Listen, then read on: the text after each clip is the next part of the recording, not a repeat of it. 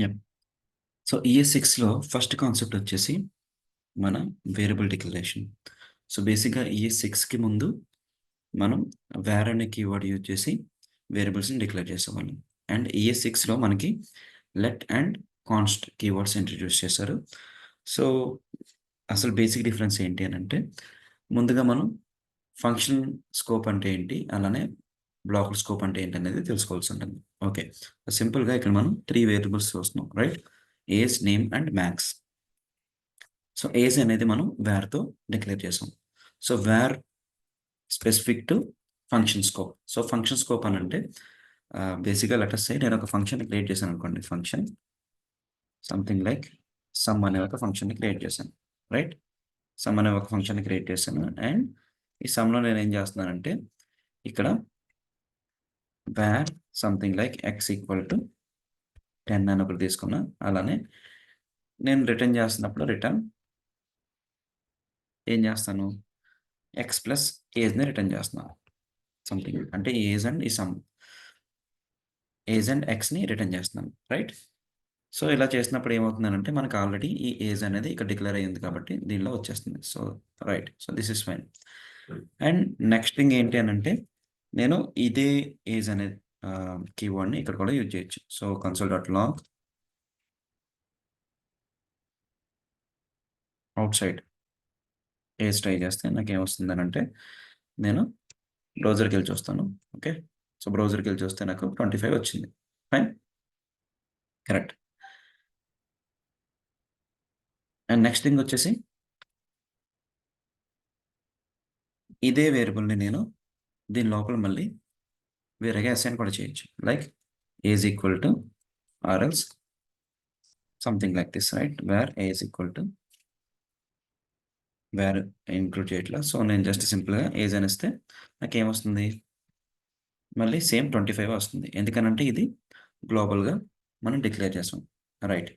And next thing వచ్చేసి simple thing. ఇప్పుడు మళ్ళీ నేనేం చేస్తున్నానంటే ఇఫ్ కండిషన్ రాస్తున్నాను. If of age greater than 20 అయితే నేనేం చేస్తున్నానంటే ఏజ్ గ్రేటర్ థాన్ 20 అయితే నేను ఇక్కడ సింపుల్‌గా ఒక వేరియబుల్ ఏదో పైన తీసుకుంటున్నా. ఆ వేరియబుల్ నేమ్ వచ్చేసి var something like Y equal to 10. Okay. So, Y 10 అనేది తీసుకున్నాను.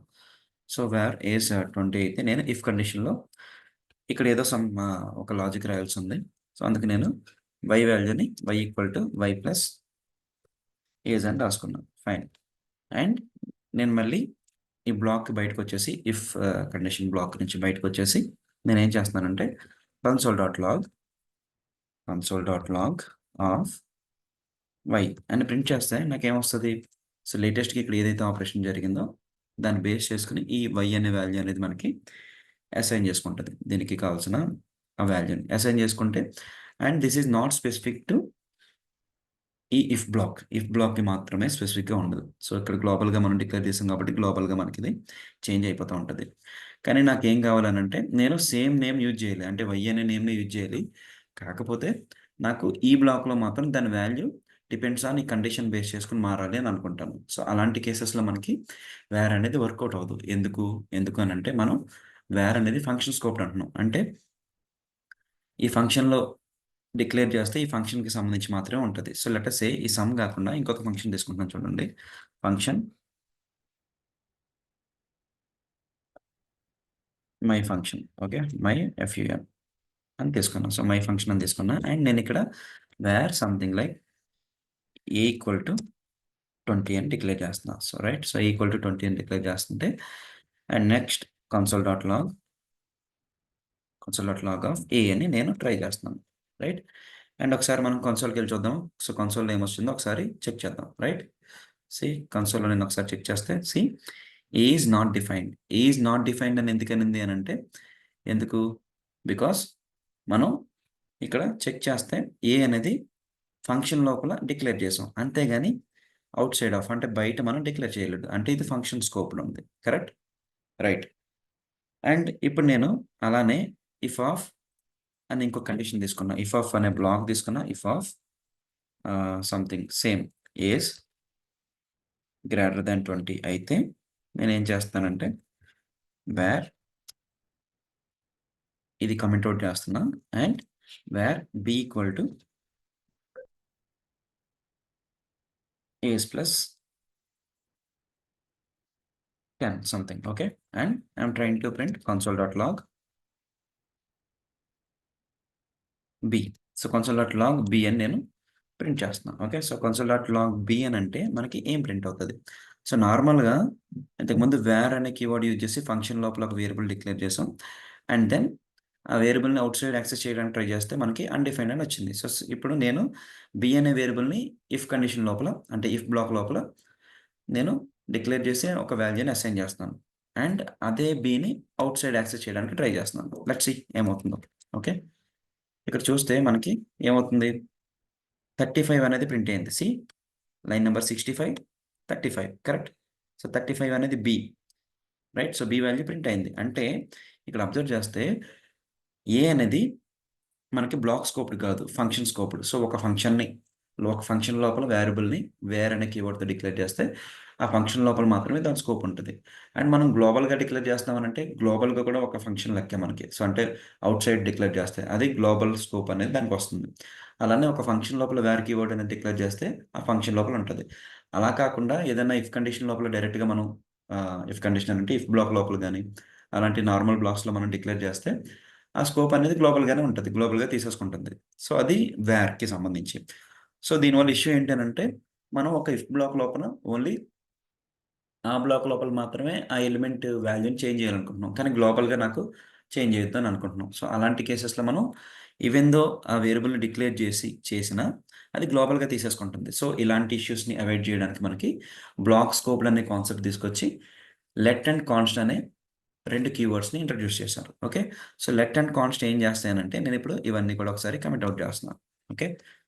సో లెట్ అండ్ కాన్స్ట్ ఏం చేస్తాయనంటే, సో సింపుల్‌గా చెప్పాలనంటే ఇవన్నీ కూడా బ్లాక్ స్కోప్డ్ అనమాట. లెట్ అండ్ కాన్స్ట్ 2 కూడా. సో బ్లాక్ స్కోప్డ్ అనంటే ఇప్పుడు సేమ్ థింగ్. ఇవన్నీ కామెంట్ ఔట్ చేస్తున్నా. సో సేమ్ థింగ్ నేనేం చేస్తున్నానంటే ఇప్పుడు let name equal to Ram అని తీసుకుందాం. ఇది గ్లోబల్‌గా డిక్లేర్ అయింది, రైట్.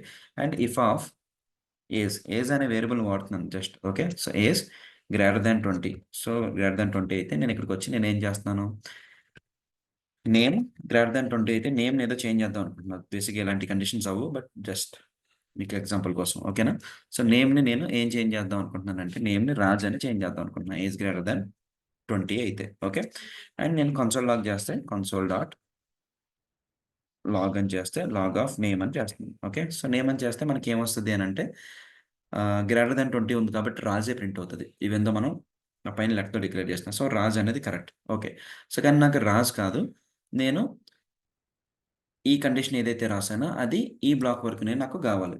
సో వేరే బ్లాక్స్ ఏవైతే ఉన్నాయో వాటిలో నాకు అవసరం లేదు అని అనుకున్నప్పుడు నేను ఇక్కడ లెట్ అని మళ్ళీ లెట్ కీవర్డ్ యూజ్ చేసి మళ్ళీ వేరియబుల్‌ని డిక్లేర్ చేస్తాను. ఓకేనా?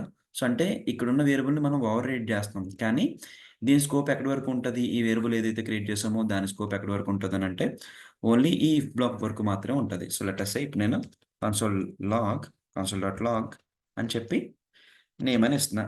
ఓకే. అండ్ డబుల్ కోట్స్‌లో ఇన్నర్. సో ఇన్నర్ అనంటే లోపల ఉందని జెప్పేసి, రైట్. అండ్ బయట ఉన్నది ఎలానో మనకి ప్రింట్ అవుతుంది. కరెక్ట్.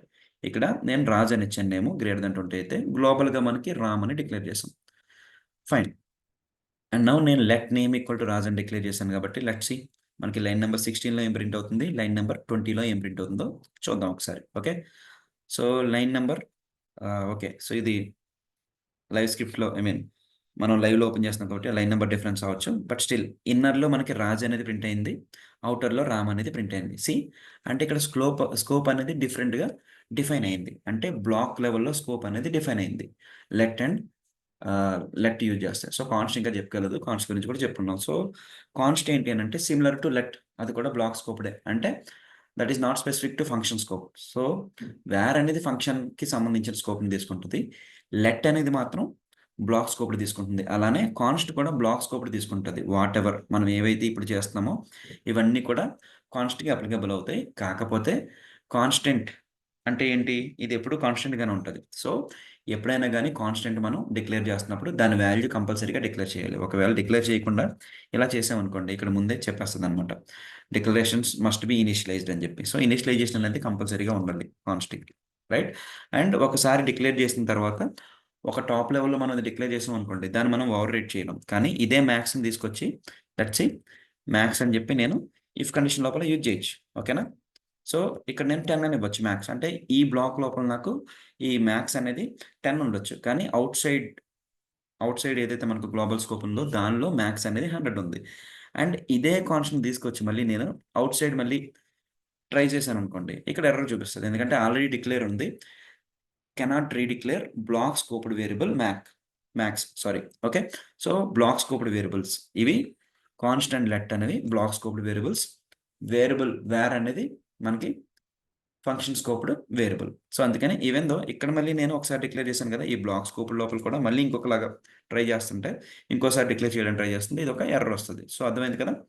సో, కాన్స్ట్‌కి, లెట్‌కి పెద్ద డిఫరెన్స్ ఏమి లేదు. ఓన్లీ ఇనీషియలైజేషన్ అనేది డిక్లేర్ చేస్తున్నప్పుడే చేసేయాలి కాన్స్ట్‌కి. That's it. సో, ఇదే main difference between let, const and var. ఎక్కడ కన్‌ఫ్యూజ్ అవ్వద్దు. ఓకే. అండ్ వీటి గురించి ఇంకొంచెం డెప్త్‌గా ఫర్దర్ వీడియోస్‌లో డిస్కస్ చేసుకుందాం. ఓకే. Thank you guys.